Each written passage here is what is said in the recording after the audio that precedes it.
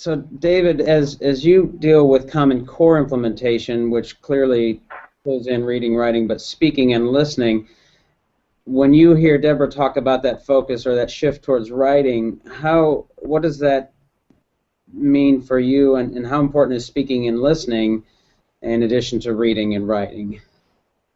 Well, it's interesting. If I understood what Deborah said correctly, people who've reached a certain level of proficiency, people in positions of not necessarily authority, but they're working in laboratories, or they're working as scientists, or they're working as doctors or lawyers, etc., spend more time writing than reading. But that makes complete sense to me. I spend more time writing than reading. I spend far more time writing than reading, which bugs me a great deal sometimes. There's no doubt about that. But those people are already proficient. If they're in a position where they're spending more time writing in their working life than anybody else, the chances are they're not working at McDonald's behind the counter. Those are people who've reached a certain level of success, and they've reached a certain level of success because they went to college, did well, et cetera, and people who get into better colleges, do well in college, usually write better and usually read better. There's so little research on writing that I can't say anything for sure about it almost as I can with reading. But generally speaking, vocabulary, for example, has been correlated with income, which is a rather stunning statistic. So the people, that would be number one. The people who reach that level of proficiency are already good readers and spend more time writing. Although there was some research that we looked at when we were writing the standards, and actually, similar to what Deborah's research, had people rate how much reading they do. And in all the professions, the profession that spent the most time reading by far was lawyers. That's all they write also, but they spend a tremendous amount of time reading. Number two, though, was scientists. Clearly, scientists spend more time reading than any other profession other than law. So, but again, those are people who are already proficient. So the question for me is, how do we get especially children from less affluent families, so that they can be in the position of being in a career or a job that involves both so much writing and so much reading? And in a very interesting pivotal study by Hernandez that was commissioned by the Annie Casey Foundation, I believe in 2011, I forget the title, but it's Hernandez 2011 for the Annie Casey Foundation. Children who reached the third grade and failed the third grade reading test were 90% more likely to drop out than children who passed that reading test. So clearly, becoming proficient in reading and in writing starts long before career, long before college, and unfortunately, I think long before high school as well. The K-2 grades don't get nearly the attention they deserve, and the Common Core Standards, to be frank, hasn't helped that. I don't know exactly why that's the case. Maybe, to be crude about it, it may be that people don't give K-2 the attention it deserves because those grades are not tested, which is, of course, idiotic, but that could be one reason. The statistic that I cited was in the third grade. So if you're going to be a proficient reader in the third grade, it has a great deal with what you do in K1 and 2. So I think, to sum up, I think, I've never thought about it, but it's a fascinating idea that people who are successful spend more time writing than reading. But we need to get people so that they're at that level of success. And to get people to that level of success, they have to be able to read. They have to be able to read a wide variety of text, and they have to be able to read complex text, not simple or dumbed down text.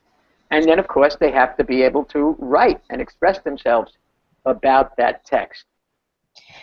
I can't disagree that. Can I just jump in that I am talking a lot about people who do have these professional jobs, but if you look at kids today with the interactive media, they are also writing much more, and they are writing among other people who are also writing, and so much of their literacy experience is through writing. I talked to a lot of adolescents, some of whom were flunking out of English class and school in general, and were carrying on very active public lives as poets and performers of poetry. So the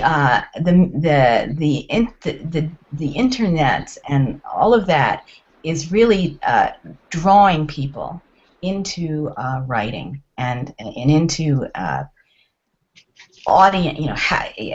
imagining audiences and being with audiences, and it's just a different model of understanding literacy than we've had, where we've really felt that writing descends from reading, that writing is a subsidiary of reading, really, and that you have to be able to be a good reader in order to be a good writer. And I think that model is breaking apart. I'd like to say to that, I think that, you need both, and I'm so glad now with the Common Core in that one respect that they're putting the reading and writing together more, but yet they are learned differently. You have to learn the writing process and the traits and all that. But I really believe first thing you have to do is get these kids very young to begin to read and write. And you need to start initially by kind of looking where they are in their sight word learning. This is the research of Linnea Airy was phenomenal, and she looked at how kids started to learn just to, recognize sight words and to then use those words in their reading and writing. And what's happened, and why many of these children in the middle grades and upper grades are failing and dropping out of school and then not being good writers as adults, is they get stuck at what we call this partial alphabetic stage.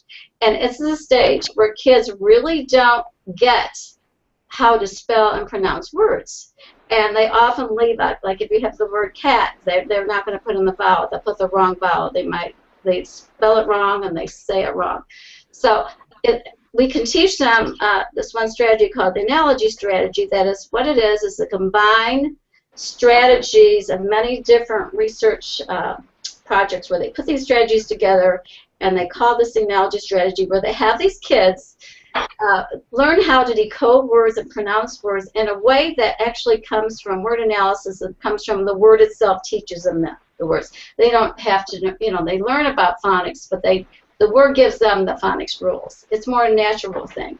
But when they're learning this strategy, what was supposed to be done, and is being done at what we call the benchmark school at Media PA, which is a phenomenal school, but with best practices, they have them write the words in stories and connect it to authentic stories and learning. As much as they have writing, as much as they have them reading and finding words with these same features that they're teaching them. So if I'm looking for a word like the spelling pattern IDE as in ride, I'm going to use some of those words in my writing. I'm going to connect it to myself writing in my car in my life. And then I'm also going to find other words when I'm reading as well with those connections. So this is more of a balanced approach. And so they're teaching them these basic skills of learning to read words, but they're doing it through writing and reading. Now, unfortunately, when you go into a lot of schools, you don't see them including as much writing as reading in the early grades around where I am and in the research I've seen. And I think that's part of the reason all of these adults who are having problems writing or found it to be, because I love your term, Deborah, writing is work, hard work. I totally understand that. I think that is because they weren't taught to do the writing process and understand what writing's all about, and then also be taught what reading